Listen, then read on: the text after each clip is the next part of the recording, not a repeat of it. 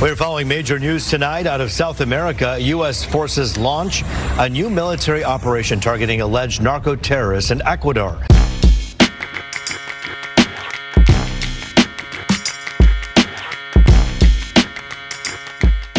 What's up, YouTube? Drill Sergeant here. And there's breaking news. United States has just now also hit Ecuador. And it's 9-country-long attack now. I thought, of course, Cuba would be next so that it could fulfill, little Marco Rubio's hatred of his own people. And it could make him feel bigger than he is. He's small. He's very small. And it was not Cuba. It's instead Ecuador. But likely, Cuba, Mexico is next. But guaranteed, there will be more because our president is a maniac. He's a monster. Ecuador was just struck. Here's some news about it. U.S. forces also taking part in military operations in Ecuador, targeting what the administration calls designated terrorist organizations operating there. The U.S. Southern Command releasing this video tonight saying the U.S. and Ecuador are taking decisive action to confront narco-terrorists. For months, the U.S. has been targeting what it says are drug-running boats off the coasts of South America. This is the first time the U.S. military has engaged in a land operation targeting South American drug cartels. We're following major news tonight out of South America. U.S. forces launch a new military operation targeting alleged narco-terrorists in Ecuador.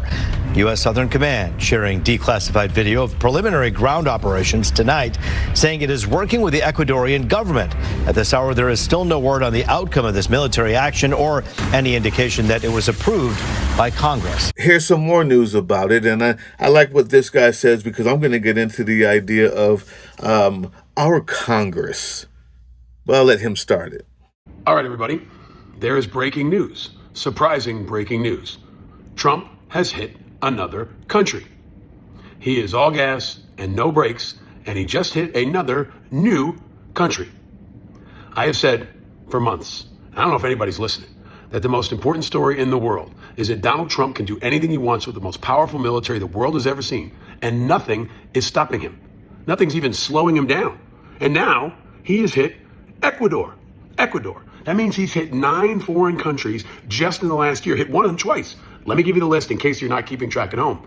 Somalia, Iraq, Yemen, Iran, the Caribbean, exact location and national waters unknown, Syria, Venezuela, Iran again, and now Ecuador. And he wants to hit Cuba and probably Mexico. And I've said before, he wants to continue to deploy troops domestically. He wants to invoke the Insurrection Act. The most important story is that he's doing whatever he wants with the most powerful military the world has ever seen, our sons and daughters, and nothing is stopping him. Nothing's even slowing him down or even becoming a speed bump. Congress is a failure. As I warned, they haven't even voted yet on Iran, and he's already on to another country, Ecuador. Now, my money was on Cuba, but I was close. If you had Ecuador in the poly markets, then you either have a crystal ball or you should be in jail. And while people are praising what he did in Iran, I know it's not a lot of them. It's only about 27%. But the poor Iranians who are now happy and jumping for joy because they believe that this guy has come to save them, not knowing they're just one of the 9. Now, let me interject also that not only am I happy for the Iranians if everything goes the perfect way that they think it's going to go, I'm telling them that it's not because the evidence is here.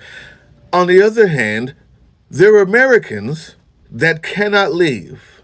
There's Americans that cannot leave where they are. Now, the UK has gone in to take out their people and done everything they can to extradite their people from the war-torn nations that are now under fire from Iran, retaliating because we bombed them without asking Congress, just like Ecuador, just like all of them. But not only that, our government gave a number that said, if you need to leave, we have an extra special number for you to call to get you out of there. And when you call that number, the answer you get is, the United States cannot help you right now. You think I'm lying? I am not. I'm an American taxpaying citizen, and I've now been stuck over here since the 24th. But I am desperate to get home to my family. That was hard to watch. And it's so bad that Donald Trump posted something about people who are stuck in other countries. If they need to, get out of that country, here's a phone number for you to call. You can call this phone number and we're going to do our best to try to get you out of that country. Well, someone called the number. And here's what they found when they called that number. All right. So Secretary of State Marco Rubio urged news organizations to put the 24/7 State Department emergency line out so that Americans who are stuck in the Middle East can get help getting out of the region, register their names and not. But listen to what happens when you dial the number. Please do not rely on the U.S. government for assisted departure or evacuation at this time. There are currently no United States evacuation points. Please continue to check the embassy's website for updated information. So in the event of ongoing... the bottom line is, if you're looking for help, you're stuck in the Middle East and you can't evacuate, there's no help yet from the United States government. It's loud and clear. We just got this message here in Israel from the embassy. It reads, I'm quoting here, the U.S. Embassy is not in a position at this time to evacuate or directly assist Americans in departing Israel. Those are the words from the ambassador, Mike Huckabee, and frankly, they're consistent with what Americans are hearing across this region. We all were alerted in 14 countries last night to leave immediately. People were told on their own using commercial options, which is simply an incredible irony given that in almost all of the countries listed, there are no commercial options to leave right now. It's a little bit disheartening and a little bit envious to hear that the BBC has announced that the UK government is actually arranging transport for the British citizens to be able to extract them, whereas here for us as Americans, we feel abandoned. The State Departments, I've talked to two embassy personnel, two different embassies. They are in survival mode, quite frankly, because as we know, the administration reduced their budgets by almost one half. So while other countries have plans to get their citizens out of these dangerous countries, our country is not only abandoning American citizens, but they're abandoning generals as well. So I just want the Iranians to remember that. That's who you're dealing with. The people who told their own people, we got you. And when you call the number, they don't have you. When you call the number, Iranians that are dancing, I pray to God someone answers other than us. Unfortunately, if it's not us, it'll probably Israel. And that might even be worse as they carpet bomb Tehran, is all I'm saying.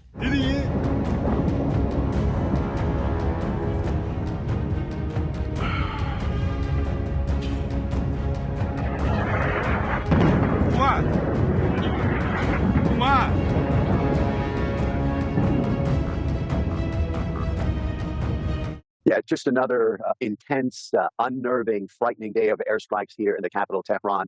And it just continues to be an astonishing scene, seeing these jet fighters, hearing them zoom ahead, and then hearing these earth-shaking explosions followed by thick plumes of smoke, the most intense air raids taking place. Are you seeing any indication of a larger protest brewing? At this point, we're not. Obviously, when the death of the Supreme Leader was announced, there were pockets of celebrations throughout the country. But millions of others came out to mourn his death. The bottom line is Iran is a country of 90 million people, and these are 90 million voices. Are there many people among this population that didn't like the Supreme Leader, that despised them? Indeed, there are. But there's also millions of people that despise the United States and Israel more, especially with this war. And there's other Iranians who are simply confused, they feel helpless, they feel under attack, and they want some stability. So that's the indication of this uncertainty that exists right now. More will die, and it will be under the auspices, as it always is, of freedom. Not regime change, though, because that regime is still there, believe it or not. The contingency plan for who would be next is put in place already. I hate to be the one to burst the bubble of all of the Iranians dancing in the streets all over the world. You deserve freedom. You don't deserve incompetence. That's what's happening now. Imagine being freed from dictatorship by a dictator who's wanted you dead for 40 years. It feels good until the carpet bombings start. He hates you like our president hates us. They belong to the same class. There you have it, folks. There you have it. You put a monster in charge who's inside of the Epstein files. You put a monster in charge who is inside, who's the files should be called the Trump files, where Epstein shows up every now and then the accusations against him are horrifying, and the news media is not showing those accusations. They're acting as if there's no accusations there, and we need the other 3 million files that are still being hidden illegally, according to the Disclosure Act, the Transparency Act. We don't even need those. The accusations that are in the ones that we have are enough to get anybody indicted. They're not even looking. Our Congress is feckless. Our House Minority Leader is feckless, and our House Majority Leader is, well, I believe he's a closeted petty himself. I believe that's why he monitors his son's porn. This is where we are. There will be another one soon until we get rid of him. I don't have a lot of knife hands and yelling because, again, at some point, it's just another country. This time's Ecuador. Cuba is probably next. You should watch out there. Get your stuff together.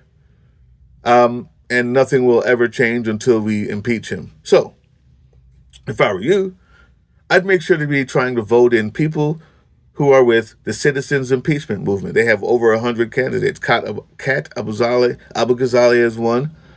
Bree Woodson in Georgia is one. Jordan Herrera is one. We have people in Ohio, like Lieutenant Colonel Malcolm S. Ritchie. He's not a part of that movement, but he also says that he wants to impeach the minute that they get there. Now, I work closely with those campaigns, but I'm also a part of a movement that is the Removal Coalition.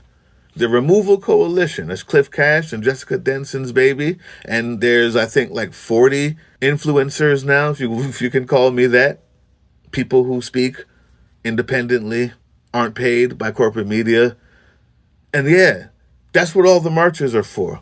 That's what all of the marches are for. Not just to say, hey, we don't like the guy.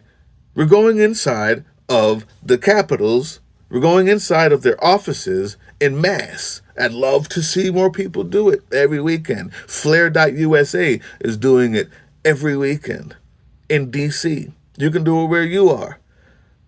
But the Parker won't cut it. The Parker won't cut it. And the demand has to be unified. Impeachment now or shut the fuck up. Impeachment now or shut the fuck up. That's it. That's all. And for all the rest of you who are saying, it won't happen, well, I'll tell you what. We'll just wait for another country to go down before you realize that none of that matters. The only people who have a constitutional right to get rid of this, to stop this, are in Congress. And the only way to do it is impeachment. So that's what you fight for, or you do nothing and just be okay with that. Just say that then. The time to fight is now. Hey, yeah, you. Before you click away to watch someone unbox a tactical toothbrush, let's talk about something real. Political Drain isn't just another content mill. We're a digital front in a very real war. Not with bullets, but with ideas, with action, and with solidarity. We pair urgent news with critical education. And we build community around actual resistance, not the hashtag kind. The kind that moves. But here's the thing. None of this is free. It isn't. Behind every video is time, labor, research, and some weird guy asking if we're going to pay the hosting bill. And yeah, some of that money goes to things we can't necessarily say out loud. If you know, you know. Let's just say our special ops aren't Call of Duty LARPers. They're people making real moves to protect, uplift, and organize. You're not just funding a channel. You're funding a resistance network in a world where capital still calls the shots. Unfortunately, in a system built on artificial scarcity, even mutual aid has a price tag. And if we want to grow, if we want to win, we need your help. We need your help. So if you've got even a few bucks to spare, toss it our way. It's not for ads. It's not for merch drops, but for people making moves in the shadows so others can do it in the light. It's just us and you. So fund the mission, fund the fight, fund the future, because nobody's coming to save us. We save each other. That's how this works.